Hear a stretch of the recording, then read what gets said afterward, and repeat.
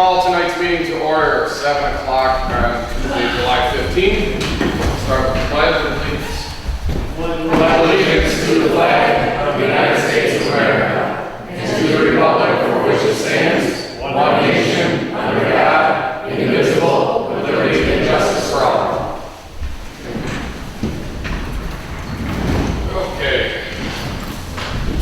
Welcome everybody. Tonight is, like I said, Tuesday, July 15th. This is the Casco Township Planning Commission meeting. The first item on tonight's agenda is the agenda and the meeting minutes from last month, June the 17th.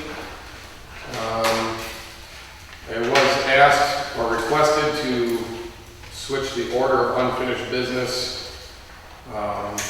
We will do the home occupation review first, and then the special land use second.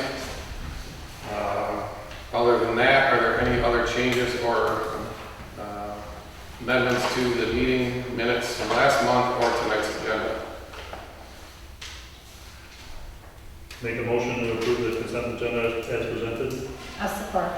A motion and a second. All in favor, signify by saying aye. Aye. All opposed?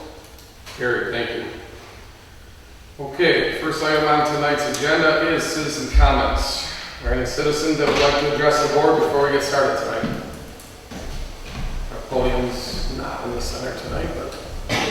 Yeah, I got a statement or question. This home occupancy permit in Casco, who in the hell really cares? I think that's a rhetorical question, right? I don't care. My mother wants to sell trinkets. Yeah, Am I going to be against the violation law? I understand. Okay, that's my statement. Thank you. Okay, any other citizen comments at this point in the meeting? Okay, moving on. We have no communications, so we will move right into unfinished business. As I said, we'll be starting with the home occupation review update from 3963 Church Road. In last month's meeting, we did grant a conditional approval if Mr. Gramer could manage to get the excavator into his pole barn in its entirety.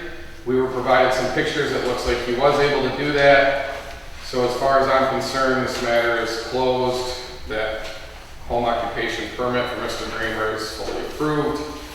Anything else on that? Nope. And complete. Wonderful.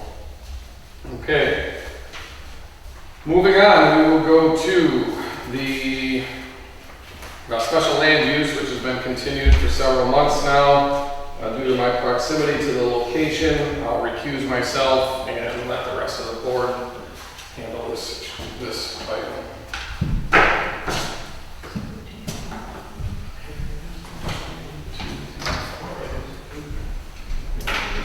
Sure. Dan's gonna have to do it. I'll give an update from what we did in CBA. We voted on 3 different things. First one, that they were asking for deviation to all the requirements of 48A, the 9 requirements, and the board voted to keep all 9 requirements in place. Correct? The next thing we had voted on was one, he has a 15-foot easement or green belt, and he needs a 25. We voted that he could keep that 15-foot green belt. The third thing was, I guess I should put stipulations to that one, but we can do it anyhow. But anyways, he has a 6-foot fence. If he has rock or whatever, he has to have it enclosed by an 8-foot fence. Also, he puts the rock up 25 to 30 feet, thereabouts. We had voted that one, in the 15-foot green belt, that he already has like an 8-foot berm. He would plant 5 to 6 foot evergreens or whatever, 10 feet apart, across the back side or the north side of the property. The second thing is he would also plant 200 feet from his, yeah, the block. South, 200 feet, 5 to 6 foot evergreens, 10 foot apart. And the board voted for that, just for the impact of neighbors and stuff like that, so. The second one was totally required as a fence, so. Those three things were all voted on and approved by the board. Now it stands to make a thing here. Well, I guess let any questions go from there. If I may, the ZBA also ruled on their interpretation of law, because they wanted the ZBA to interpret the term junkyard not to include concrete crushing. The ZBA denied that. They said the term junkyard does include concrete crushing, as your ordinance is written today. Anything you want to add here? So I don't know what the step is today. Would be put all those things or make a, We make a motion to include all those things?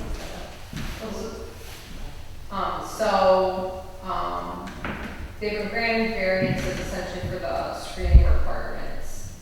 That would be for items 4 and 5 of the special land use criteria of section 48.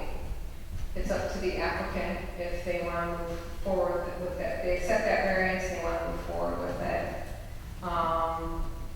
Also with the special land use requirements, I believe they have addressed about the containment of hazardous substances. They've confirmed that they're going to meet the standards of this ordinance, and as well as the applicant might need to refresh us, but the hours of their operation. We may want to ask the applicant those questions again just to confirm what they've agreed to do. As a planning commission, it's up to you how you want to take that information. If you would like to receive a revised site plan prior to making a decision, or if you want to make your decision contingent upon them providing an updated site plan to the township. You also still have to decide if it meets your special land use criteria in general. So basically, we're picking up where we left off now that ZBA has made their decisions on whether they can have variances or not. want to let Gary speak to, do you want to accept and do all to lower variance and all the stuff that we put there? Yeah, we're accepting the variances that were granted. And I think what we submitted in the past as to the special land use and what the planner had indicated before that, a lot of the special land use requirements were met, such as the license permit from the state of Michigan. And with the variances, those other ones are not applicable. And we had indicated in our letter previously that the hours of operation would be consistent with the zoning ordinance, Monday through Friday. I can't find the page, but I think it's from like 8 o'clock to 5 o'clock. Saturday from 8 o'clock or thereabouts to noon. No operations on Sundays or holidays. And that the fence that's in place would stay, and we would put trees every 10 foot, 5 to 6 feet high on that north property line in that berm area that's 15 feet wide, and that we would plant similar trees for 200 feet running south from the end of the Flintstone blocks that contain the materials that are stockpiled on the north end of the property. And those trees likewise would be 5 to 6 feet high and planted at a 10-foot interval.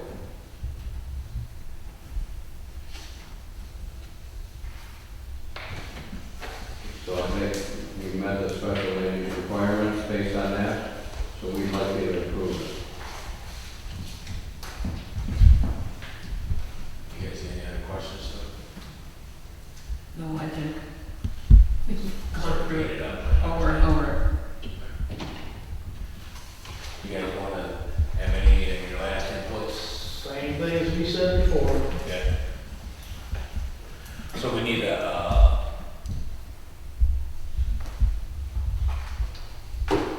And In conjunction with this, just that one question was that, we would give you a revised site plan, just showing what would take place in the north property line, so there would be a schematic of that, and what would take place 200 feet south of where these berms are, so that, the Flintstone block, so that everybody would have a site plan submission that's consistent with what's transpired. My question to you is, do you want it on 2 foot by 3 foot, or do you want it on legal size, or 11 by 17? Probably legal size, something like that. What does the township typically store, or will you take any, like, Well, as long as it's legible? legible, I would say That size? it's not too much to ask. What you have previously submitted would be consistent Okay, with all the others. that's fine, we can do that. How soon do you have one? It'll probably be a couple of weeks. Couple of weeks? Yeah, because, the engineer has to do it, and it has to fall within there. If you will accept what we can put on that plan, we'd have it tomorrow. Yeah, they can amend it. It's really not rocket science. No, it's not for me to look at, it's that group up there. Yeah. Do we have to meet the 30-day rule here or not? Or- It's already happening. So, yeah, so we'll turn it around as quickly as we can. You should be able to have it for your August meeting then. Well, it depends what they, Yeah, what they decide. They can certainly approve it contingent upon receiving one. I said plan within a month, right? Oh, yeah.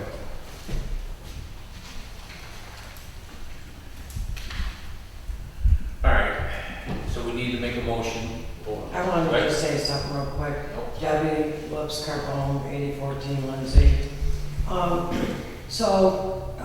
Be it passes or whatever, I'm just curious about the homes around there, these people here, and more importantly, the one young gentleman that had the video of his house shaking during the rock crushing. I know he showed you guys, John sat next to him because he even said, well, John, you were here at my house when we took this video. I mean, so I'm just curious, let's just not even say it's that situation, but what's that person's situation? He bought the home before rock crushing. If he goes to sell it, you gotta sell it Monday through Friday between 8 and 5 and Saturdays 8 to noon. How can he even sell that? I mean, he's gonna have to disclose something. It's not the same property. That ZLM was the video, was the ZLM. This is not the same property she's referring to, unfortunately. It's not the same. Clancy the next. He's the next one. Yes. I mean, I don't know what a few hundred feet's gonna change, but. See, that's what you It's got to be accurate, so. I found the page that we put as hours of operation for your ordinance. 8 a.m. to 6 p.m. Monday through Friday, 8 a.m. till noon. On Saturday, no operations on Sunday or holidays.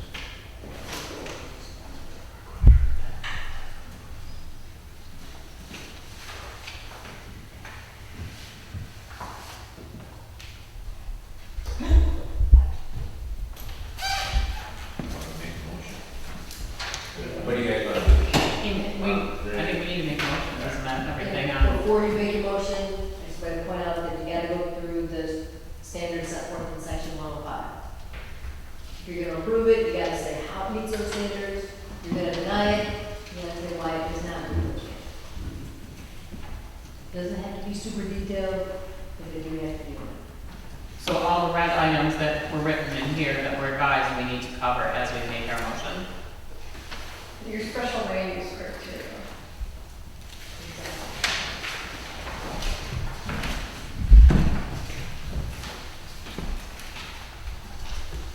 So moving corners is just. And you guys go through this a whole lot, so I'm sure you can. You probably have some ideas right at the top of your head.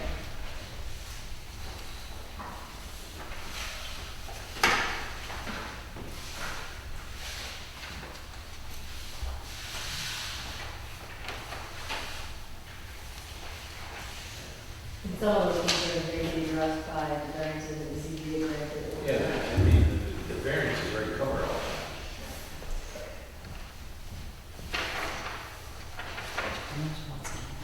So that, yeah, that's the special land use item where you have the red items, those were the, No, I'm sorry, I need the use standards, She's but talking about standards, right? So, like- It says, I'll read it for you. okay. It says compatible with adjacent uses of land and natural environment, right?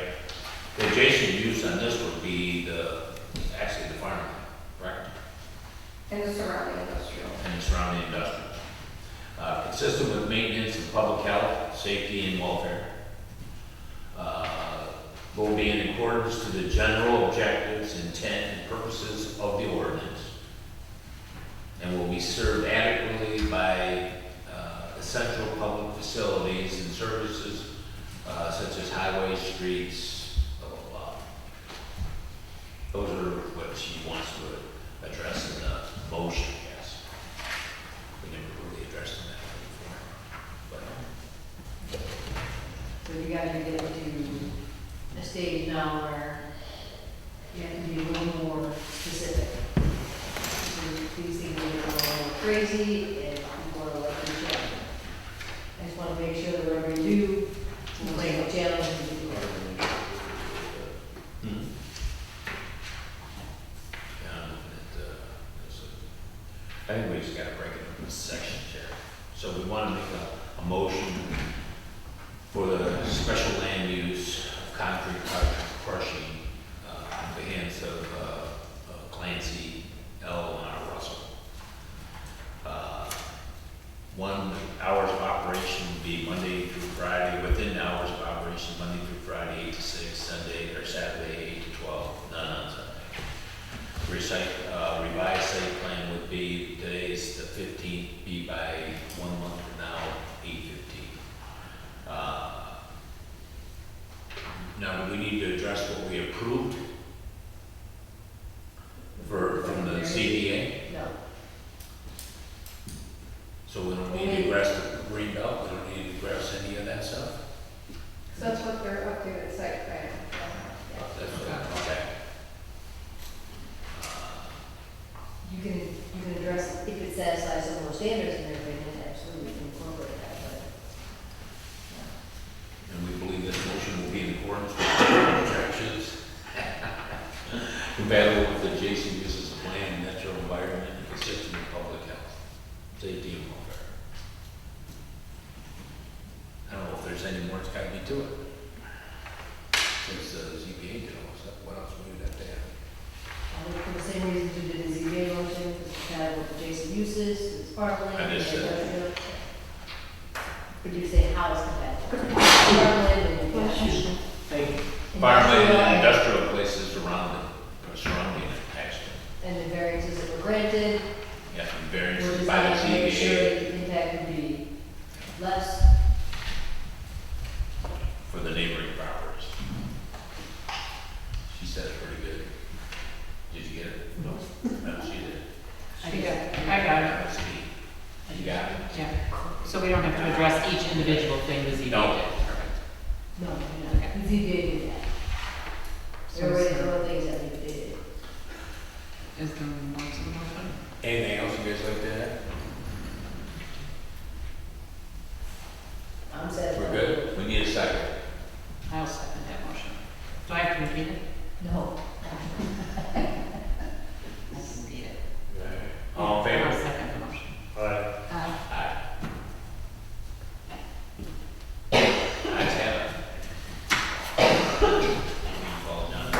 Thank you.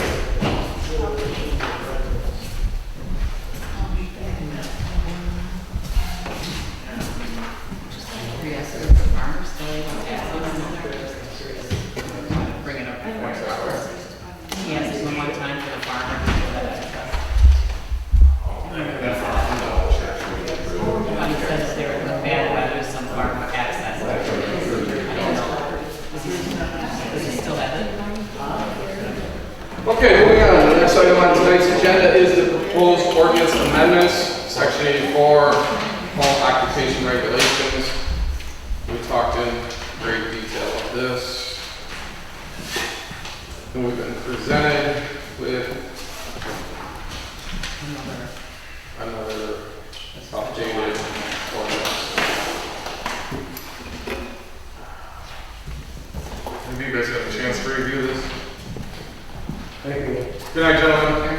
Hey guys, hey girls. Ladies. I'm older.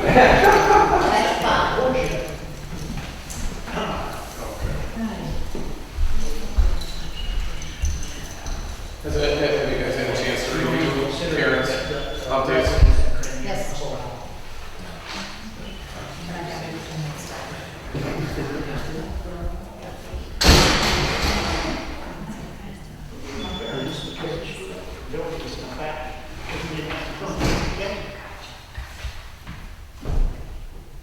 Karen, you want to run us through the, Sure, if you were able to have a color copy, the changes are in blue. I decided to update the definition to clarify that if you have a company vehicle that you're using to commuting to and from your work and home, that's not considered part of home occupation. So that's not going to be regulated by this. For home occupation type 1, it was discussed that you would like someone to have the option of having their home occupation in an attached garage. So I eliminated the language that prevented that and allowed it. For home occupation type 2, you guys had mentioned that you would like to have the option if they want to do like a lawnmower repair, a recreational vehicle repair, you would consider that to be allowed. So I added language that said repair of recreational vehicles, lawnmowers, and or similar to my equipment may be permitted as a home occupation so long as all items being serviced are fully enclosed.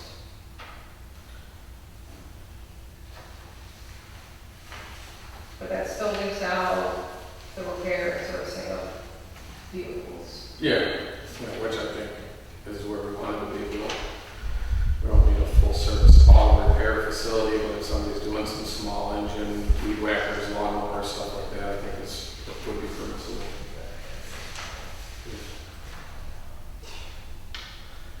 Anybody have any comments or questions on this for Karen?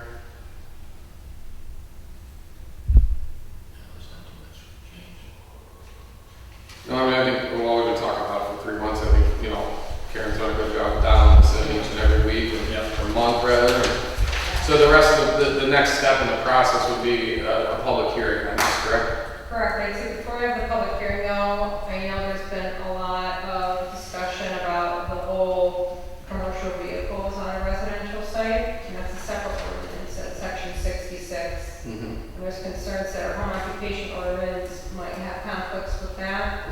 So do we want to look at that and make sure whatever changes we're making here, if we want to make changes there as well, that's also addressed? I think if we're gonna have a public hearing to change it, let's change whatever in this we need to that even is remotely.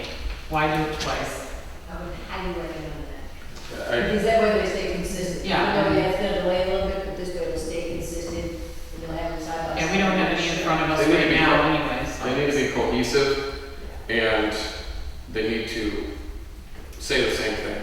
So that's my biggest concern. So what section was that? Section 66, and basically it says you can have the, I'm sorry, I don't know all the trucking terms. Basically, you can't have the trailer, but you can have like the front part of the truck The tractor. on your site, the tractor part, and it has to be of a certain weight capacity. And it sounds like there has been talk of how that's probably not realistic or practical for a lot of people. And so I guess before I start digging into it and looking for maybe language that might make it possibly work better for the township, what are you envisioning the end product to look like? What kind of vehicles do you want? Do you want to allow them to have a trailer? Does it have to be enclosed? Is that not realistic? You know, how do you want this? What are you imagining if you drive by a site that has one of these commercial vehicles? Where do you think you might So put? you're talking a semi-truck, Yeah. cab in the back. Brenda, is there a possibility that we could get a copy of section 66 quickly? Give Or? me just a couple minutes. Okay, Okay. that'd be fantastic. Thank you. Copy for everybody? If it's not too much Yes, trouble. no, give me just a minute. Thank you. What, do you have any advice on what other townships have done or? No, this has not been an issue, and I know this. Is that something you were trying to add to this? Hmm? Is Is that something? No, but it's in the other ordinance, and that ordinance needs to Conflicts match with this this. one because they're conflicting right now. You wanna make sure the same, different sections of your zoning ordinance. Yeah. I mean, if somebody drives a truck for a living and they come home from work, where can they park then? Yeah, I mean, that's, They should and see, that's, so section, That's why I don't want to limit it. So yeah, but there's rental places where you can rent, so space to park your And that's an extra. Yeah, like North Point and stuff like that. If And I- you brought the That trailer. is a reason to do it around the country too. Yeah. and that's just it. If I live in Sterling Heights and I wanna live in Sterling Heights, then I'm gonna rent a space to park my semi. Exactly. If I don't wanna do that, then I'm gonna move out to somewhere where I can get enough acreage to bring my truck home with me and save the cost. Well, you say, so acreage, like, can you limit? Well, they can't, yeah, they can't do it in trailer parks, you know. Well, no, I mean, if you have, Specify. yeah, It has to be districts or can it be by acre? it can't be by acreage. Yeah. It can be by acreage if you've got a rational basis. Well, I feel like the other thing that we received pictures from tonight would have never been an issue had it been on more than, I think he's on 2 acres. I don't think we would ever would have came here if it was 10. Right. Right. And he was R1, he was residential one, wasn't he? I think he was. So But, so section, just for clarification, section 66 refers to not home, it has absolutely nothing to do with home occupation. It has to do with basically commercial motor vehicles on a residential property. Right, but they could go. They go hand in hand because a home occupation may require a commercial vehicle, but not necessarily. I mean, if I work for a company that allows me to take my semi home, I don't have a home occupation permit or business, but I still want to be able to bring my truck home. Yeah, it's not like you're bringing a 55-foot trailer home. well, so then would that fall underneath the, or have a provided company vehicle used for community purposes to and from home? Well, no, because community purposes mean to around town. We're not doing around town. No, Right? commuting purposes. Well. Employees of a company that allow the option of working remotely at home or are provided a company vehicle used for community purposes to and from their home or not. So what if your considered home community occupation. vehicle is for gravel trail? Employees of a company, but if you're running the business out of your home, then it's a home occupation. And so that's why we Like, need if to. you're You need to be working careful, because you can't allow Joe to have, who works for A&B Gravel, to drive his gravel train home and park here, but then you can't allow, you're gonna deny Bob, who drives a much smaller truck and trailer, maybe a small dump truck with a trailer and machine on it. That's what we're trying to make sure. Yeah, that that's- Is he driving that every day to and from work? Is that his community vehicle or is he just bringing it home around the block? Well, no, if he's a home. if he works out- Occupation, that can be his occupation. That's what we're trying to do. You know, so we're allowing the gravel train to not have to jump through any, to come before us, but the guy that's a taxpayer also and runs So his. section 66 would apply to the gravel trailer guy. No business, no home occupation. Yeah, non-entrepreneurial, you're working with someone else, you want to park this commercial vehicle on your site. So we're trying to make sure that in a way, whatever we're allowing them to do, We allow these we guys allow to home occupation to do as well. do. Yeah. So that's interesting That's what because, he's saying. right, because what could potentially happen is if you have a home occupation, now you're more limited than just the guy that doesn't have a home occupation and is just bringing his company vehicle home. Because as a home occupation, now you're required to keep it enclosed, that vehicle. Right.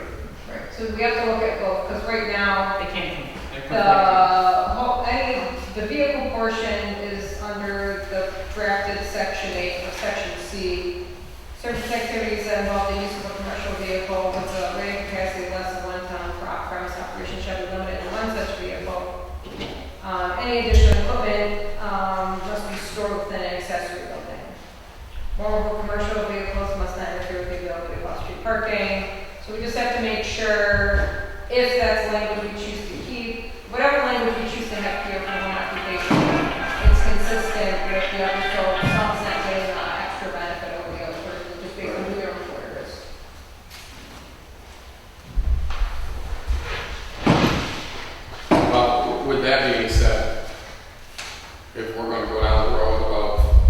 allowing somebody to bring their commercial vehicle home that doesn't own a business, it's just the company they work for, then we need to scratch this with a rated capacity of less than 1 ton. Because that's very, very limiting when you consider commercial vehicles.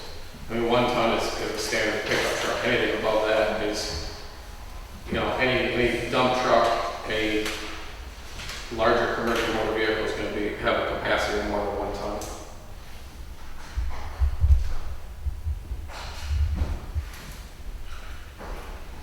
For Brenda, section 66 is a lot longer than I remembered.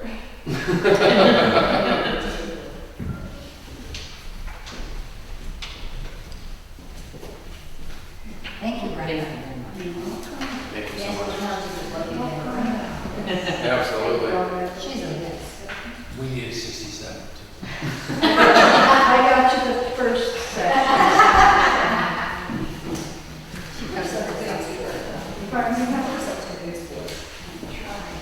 So, section 66, number 2, that's when we talk about commercial vehicles and parking. So this does have already 2 acre requirement, which I think is reasonable. I mean, if you got any less than 2 acres, you're not bringing, large commercial vehicles home. I think you just call it half day with waivers and Casco, don't you? I mean, How long much? Well, I think that's the minimum. minimum is 2 acres. It's a minimum split depending on where you're at. Yeah, you're still probably not.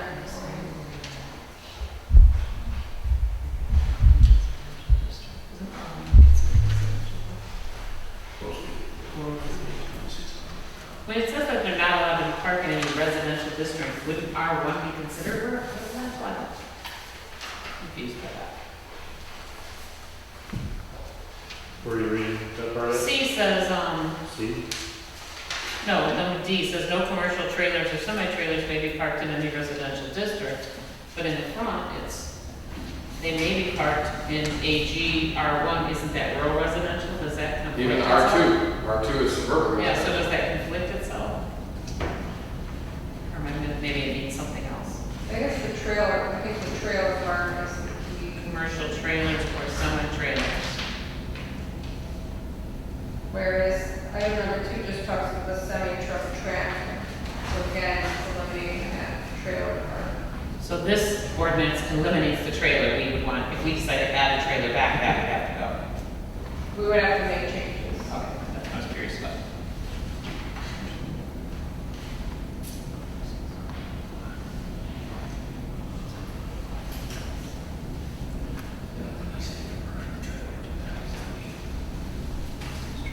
Who's registered? I didn't tell you size. You could go to Tractor Supply and have a 500 trailer registered to your business. $30. The ordinance is very long ordinance. Personal code, personal code, one hasn't worked in 2 years. Still working.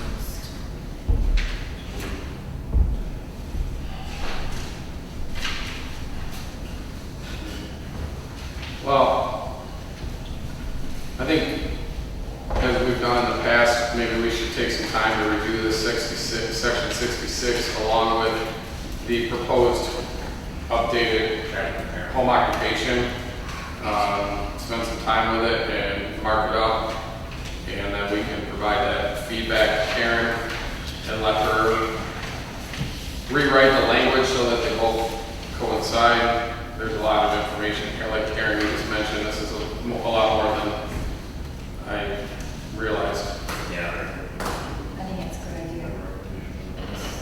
And then, as we're doing that, Karen, if you could also give section 66 a review and provide some suggestions to make these two more cohesive.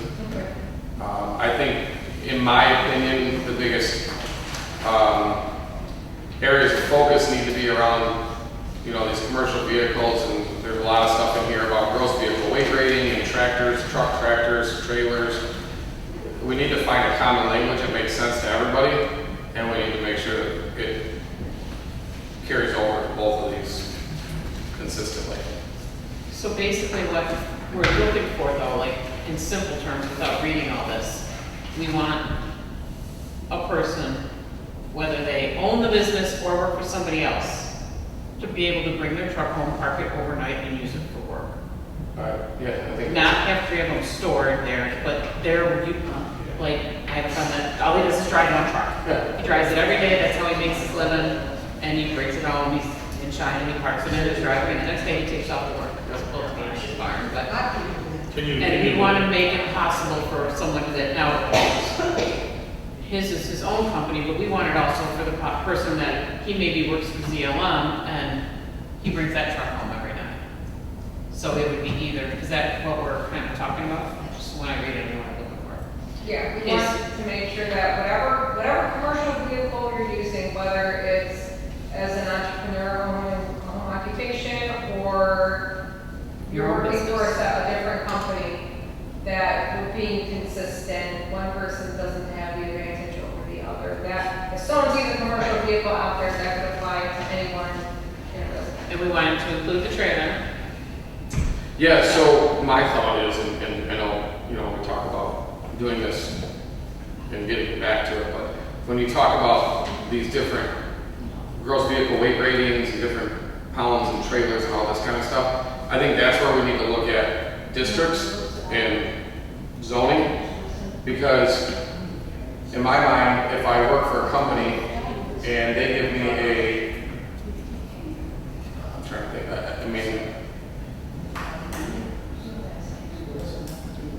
I mean, technically, even a Chevy 3500 with a DOT number on it is considered a commercial vehicle.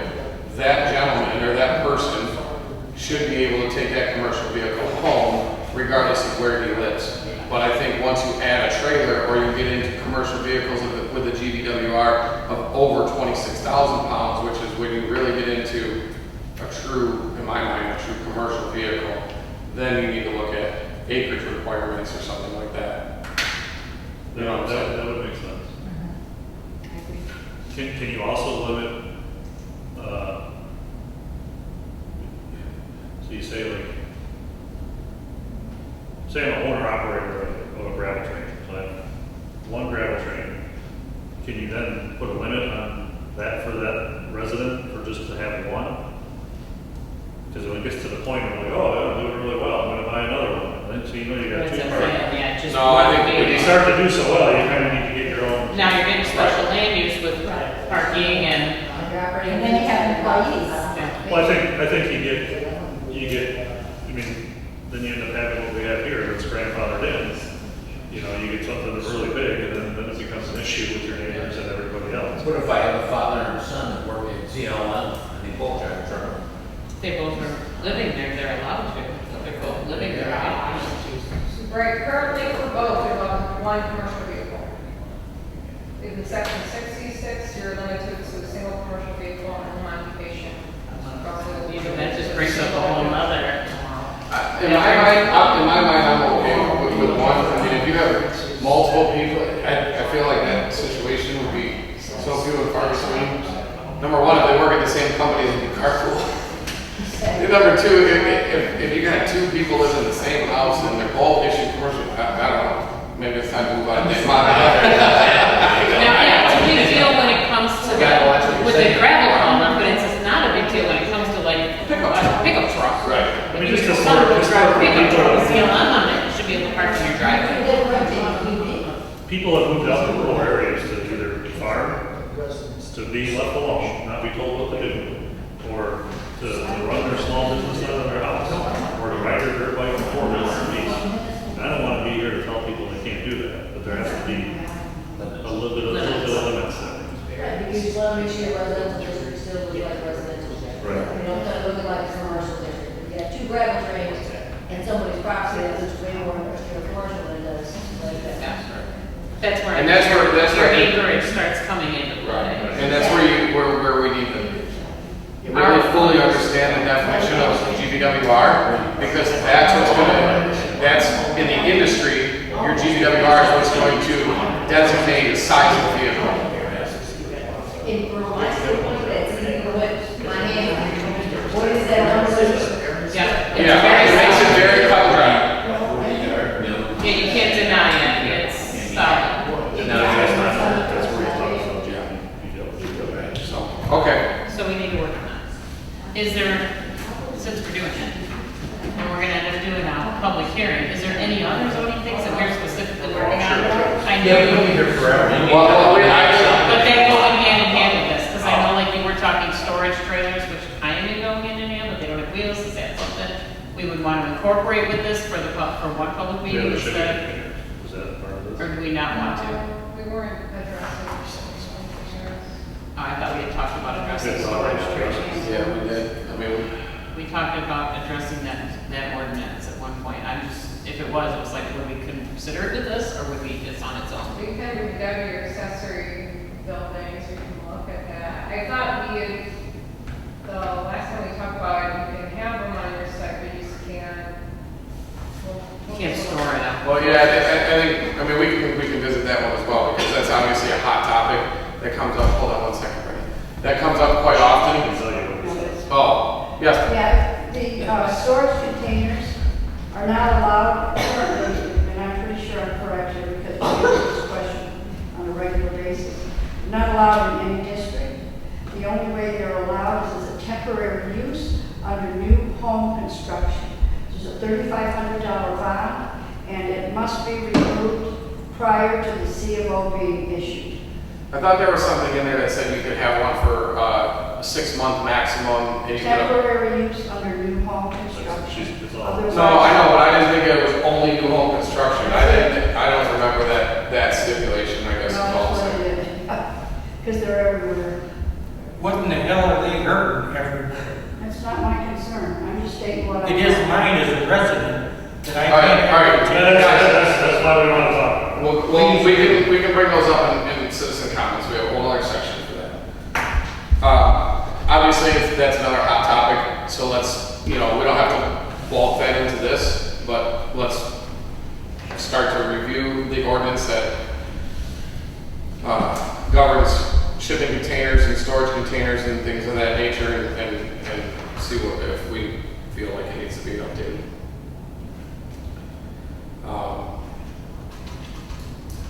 Okay, anything else on this? I think these are gonna be lengthy in themselves, and to try to put anything more than maybe 2 or 3 in at a time is gonna be really muddy the water, so try to focus on Like the one quickest topic. public hearing, if Yeah. you're gonna have a public hearing, it's like, get it. No, Get it out there. we'll be having lots of public hearings in the next 18 months. Subjects together. So, okay. Because I start thinking, usually people go out and give directions, and then you'll make it up. Absolutely. You're allowed to do it. Okay, anything else on proposed ordinance amendments to section 84 and now section 66 regarding parking and home occupation regulations? Okay, moving on, there's no new business from tonight, or for tonight. The next item on the agenda is report for committees. Do you have any other ZBA? Anything else to report from the ZBA? Nope. Any report from the board? No.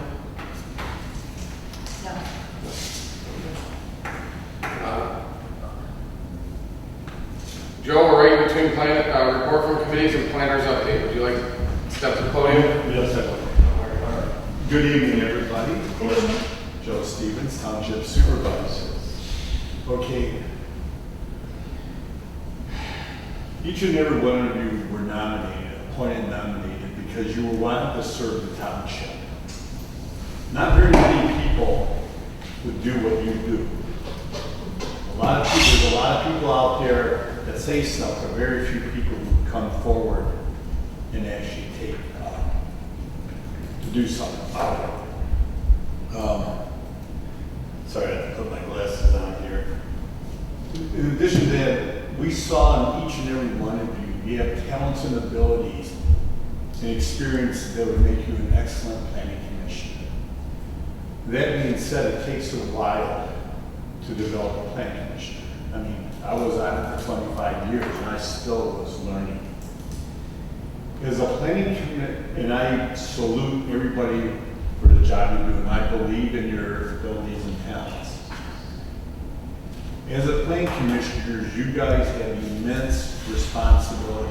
The decisions you make have enormous and lasting outcomes here in the township. Lately, there's been some applicants and some experiences that kind of highlighted a need for some training on meeting preparedness and meeting conduct that has been a concern of many of us. I've asked Karen to develop a training session, a joint training session between the Planning Commission, Zoning Board of Appeals, and the Township Board to address some of these issues. I think the focus of this training will help kind of bring in line what you're here to do in the ZBA, the Township Board. Before I turn it over to Karen, I handed out these to each and every one of you. It's the NEMC TV6, it's a YouTube channel. I want you to go back and look at last month's meeting, the June 17, 2025. I want you to ask yourself this: how could we have done this better? Okay. How could we have done this better? Like I said, I believe in each and every one of you, and I think everybody here has the ability and has the capacity to be an excellent planning commissioner. So I salute you for your service, and I turn it over to Karen.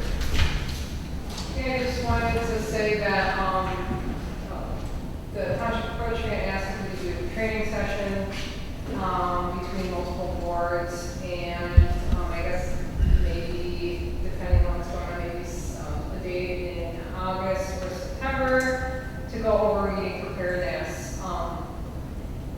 There's been multiple situations, I'd say, over the last year or two that I've experienced that I wish, all planning commission members might know, just to feel more prepared at meetings. I mean, even earlier this winter, we had a meeting that Chris and I both have, where there was a public hearing set and almost everyone was sick. We couldn't even have a quorum to open the meeting to take public comment. What do you do in this situation like that? So the purpose of the training session is to kind of address some unique circumstances that you might run into, what's the best way to handle it, so you guys just feel a lot more confident in moving these meetings through and figuring out what you need to make probably your most important decision when you look at applications. So that's all. August or September, you're saying? August or September. So I have suggested, asked for, recommended training multiple times in the last 2 years. And every time I've talked about it, I've been told that it has to be, we have to be careful how we do it because we can't have a violation of the Open Meetings Act. So how do we go about doing this? It'll be an open meeting. So it would be on a Tuesday night just like this, or it would just be any date and Could be time? any just- day and time. Your special Just has to be meeting, public. no less than 18 hours ahead of time, it'll be run like any other open meeting. Okay. And the public comes to watch. Sure. If they choose.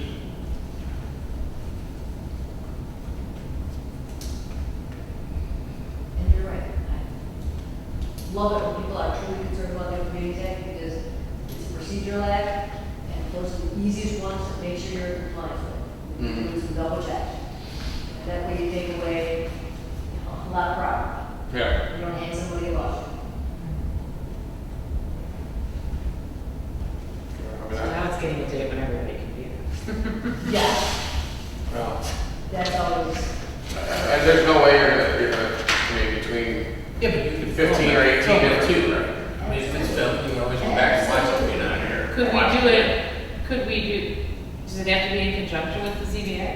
Or could it be like how we did today, we had a meeting at 5 for the ZBA, and then we came here at 7, I don't know, could we do it at 5 to 7 and then have our regular meeting at 7?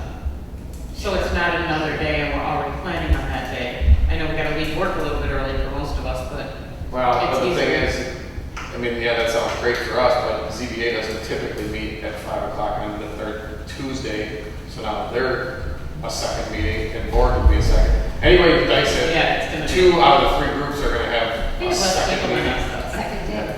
And I we mean, only meet 4 times a month. Honestly, the way I look at it is, I think you got 18 or so people that you're gonna have to try to coordinate. Pick 2 dates, broadcast it out there, and hopefully, whichever date more people are available for you, pick it and go. That would work.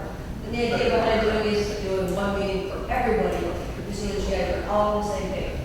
Absolutely. And so that, the economies of scale, and the question that you guys might have, CBA might not have thought, Right. and vice versa.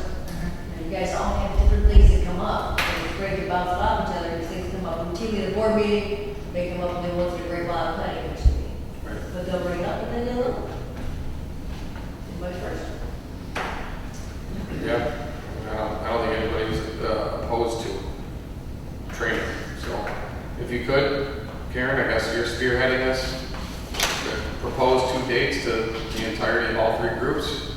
And I'll ask everybody on this board to respond to Karen as timely as possible with whichever date works best for you, and see what we can get on the schedule.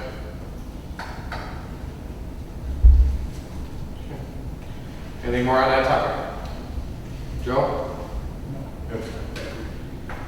Okay. Next item on the agenda is the planner update.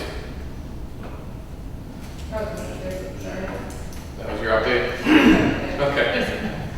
Moving on, citizen comments. Anthony May, 5864 Church Road. I'd like to know if you guys ever consider the residents before you voted, what was it going to affect us? I would say absolutely everybody on this board consider the residents. We've been considering residents for 6 months. Excuse me? So we've been considering the residents for 6 months during this whole process, but once an applicant meets all of the requirements in an ordinance, we legally cannot deny them. Yeah, but you guys know that we've been complaining about this, and it's probably going to get worse when he fires it back up and keeps going. What are you guys going to do? And when we do come complain then, what's going to happen then? What is going to happen when he fires that up, and we're here down every week complaining about the noise and the vibration? I mean, I'm asking the board. I'm asking the attorney. What's going to happen then? If he's in compliance with the ordinance, nothing's going to happen. If he's not in compliance with the ordinance, the code enforcement officer. You guys bent over backwards for variance that everything that he came in, you had to do a variance on. The back of the property, he had to move because it's put illegal. Wait a minute, you guys approved that too, when he didn't. this board had nothing to do with approving the variances the ZBA granted. I want you to understand there's a process here, there's different groups involved. And the ZBA granted those variances, not us. So the ZBA. And they did so after a lot of deliberation and thought, and they didn't give him everything he asked for. He asked for interpretation, they denied. He asked for 9 changes to the standards, and they denied. They only gave him 2. But they did so after a lot of thought and consideration of exactly what happened with Jason Houston. So, and I'm still gonna say, and there's an issue, when are you guys gonna? I think she just clearly explained it. If he's in compliance, there's nothing we can do. If he's out of compliance, then the compliance officer will go over there and enforce the ordinance as it's written and make him comply, or follow the steps that are outlined in the ordinance in regards to compliance, ordinance compliance. I'm on the ZBA, okay? My thought process was, you're 1,700 feet away. He has a business, he's been doing it before you guys ever complained about him. And no one's been telling me he didn't. It all came up when somebody else did. So that's, and now, does it need to be addressed through the ordinances so we can put whatever on this problem? Yes, it does. But that's what we looked at, and we still made them put trees up for 200 freaking feet because of you guys. Okay?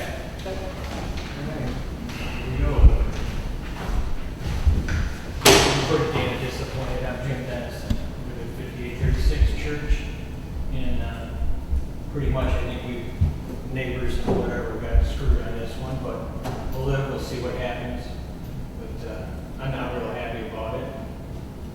I don't think anybody else is going to be real happy. I'm kind of disappointed that it went this way. It's going this way, and I think if you're looking at your ordinance, you better start thinking about how many rock crushers can go in a certain area. And I think that's got to be enough. We got nothing but rock crushers, trucking companies and stuff. I mean, they're pretty good about most of this stuff. You guys haven't made noise, and nobody's been making too much noise. So for our neighbor now, it looks like he wants to put a rock crusher in next to him, doing something wild over there, so.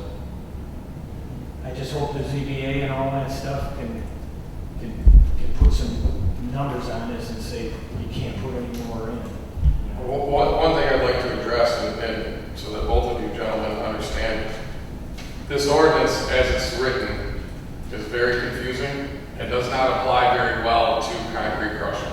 Correct. So as we continue to go through these ordinances that need to be re-reviewed, I'm sure at some point that one's going to come up. We want you to understand that it's going to come up so that we can in fact do exactly what you're talking about. Write an ordinance that makes sense to the operation.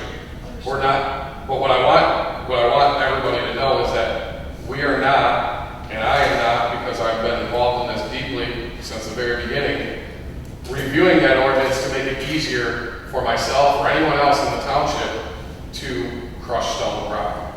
We want to write an ordinance that makes sense, that protects the citizens of the township, the residential areas, the industrial areas, everything. So when it comes up and you see it on the agenda that's a proposed ordinance amendment, please give us the time to do our due diligence and don't come in here hotter than a hornet that I'm trying to write an ordinance that suits me or anyone else on our street. I understand. Thank you. I hope you just understand that. I do 100%. I think I've made a very, very conscious effort to be involved with not only our operation, but the residents in the surrounding area. And I think, you know, I've gone and visited the houses that have complained. I've looked at this from every side. I live in the township as well. Nobody's been in my house to look at it. So. I'm sorry. I don't think you were home when I was in the area, but I did ask a question during the meeting about the rocks piled up. You guys showed me pictures that was him, and then all of a sudden, did you guys came back and said, no, it wasn't? Yeah. Right, but I'm just telling you, we did look at that, and you did tell me that, and then you said, no, that wasn't him. Right, but he didn't have the rocks piled like if you go down and see the new one across the road. Fish sharks here, it'll always be like, Well, it's way back there, Yeah, but it's huge. there's nobody back there, thank God there's no houses back there, it's big. Yeah. If And he- the state- Is he gonna get to do that? the state does regulate. see, well, and the difference between an operation like Chartier or Grosso Yeah. and Mr. Clancy's operation is, Mr. Clancy's operation is strictly for his own use and consumption. I These hope other that's- guys, I hope that's the way, that's what I heard, and I said, you Okay. know what, he can't make that much concrete that he can't be. Absolutely. If he does and he's selling it to somebody else, then you guys got a problem. that's different. That is a violation.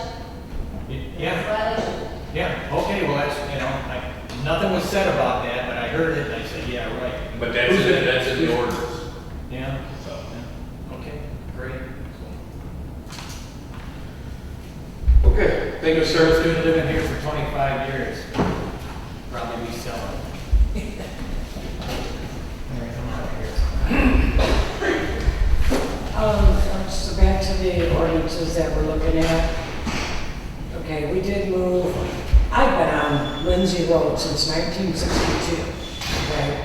So people do come out this way to be able to have a little bit of freedom. And you guys all say you don't want to take that away, but tonight, I didn't count how many times I heard the word limit. We need to limit. Everything's a limit.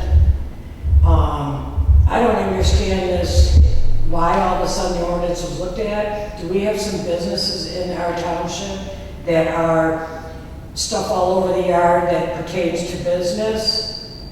I don't know why all of a sudden everything has to be in buildings. There's a farm on Meisner. All the stuff is outside. Nothing is contained in.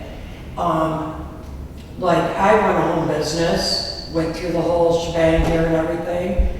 But I'm thinking about, what if somebody wants to have lawn care maintenance? And you have just a small pole barn that you need to have maybe a lawnmower in there being worked on, a truck. Now you got your trailer and your work truck. You're telling me, if you live on, maybe it does go down to size of acreage or whatever, but that person cannot park their lawnmower trailer where it's got the lawnmower, the brooms, the everything all over it. That's what we're trying to fix. Right. That's what we're trying to allow them. We're allowing them to do this. We're trying to rewrite Why this. is the word inside of accessory buildings? Because that's the way it's written right now, we don't agree with it. Okay, thank you for clarifying that, because, And the only reason that we talk about limit is because we want to make sure that we do limit things to a certain degree. Okay, the guy's got one lawn care, truck and trailer, right? Like you just described. He's doing really well. Now he wants to add a second, and 2 years later, a third and a fourth. Now he's got 4 trucks and 4 trailers and 25 lawnmowers. Now you're operating a full-scale business that doesn't belong in a residential district or a residential area. So that's what we're trying to find that happy medium. so, I mean, let's say that person does live on Lindsay, and they do want to have 4. You want them to go into Richmond to buy a building? Is that what, I mean, Or we I want don't them to know, get, I just- or we would want them to get a special use permit or whatever. and that's fine, I had to get one for my business. Compared to working at a, we're looking at the, what's it called, the Home occupation. home occupation is totally different than coming in for a special. Right, I know, just what I've heard out of all the meetings lately are no more than 1 car in the driveway at a time. This, that, there's just so much. Yeah, what you're reciting is everything that we're reading that's what's currently in the ordinance, and that's what we're addressing. Well, it just, I don't know, when we're rereading what she's updating, it doesn't say, and we're loosening this to do this. Well, It's all I about mean- constricting and, But it's still designed so that residential areas look like residential areas. okay, but a lot of us aren't residential. I don't know why we don't have the map here anymore, but there's not much residential like here on Lindsay Road, on Putty Gut, that's not residential. Yeah, when you get down to people that have 2 acres in the R1s and yeah. But even for somebody in, say, the agricultural district, if they're interested in doing this, there still has to be somewhat of a limit or a maximum that is in place before they're, just like anyone else, should go get a commercial piece of real estate to operate their business. Again, back to my lawn care example. 1 truck, you're gonna have 1 or 2 employees. If you scale that business, even if you have 50 acres, if you scale that business to 10 trucks and trailers, now you've got 40 employees come in, I mean, even if it is on Lindsay Road, if that's your neighbor, you're not gonna, the other residents in the area aren't gonna want all that commercial I live traffic. right on Bar Farmers Lindsay are under Farms. different rules. Farmers are under different rules than this. They don't have the same rules. I know, but I just don't want you guys to restrict people just coming Neither do we. out trying to do of the their opposite. business. We're trying to fix it.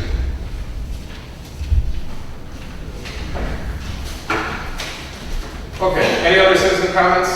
I got one, just one. Yes. So in other words, with the conversation with this home occupancy, I gotta take my 4-ton chain fall down from my oak tree branch, and I can't pull the motor out in my yard, right? It's gotta be in a barn. That's you working on your own vehicle, it's nothing to do with it, does it? Pardon me? Or is that your business? No, it's not my business. If I wanna pull a Yankee motor out of one of my trucks. That's your business. It only applies to businesses. Holy Christ, I didn't wanna end up in jail, and I broke the law. Yeah. I mean, just, It's yard art.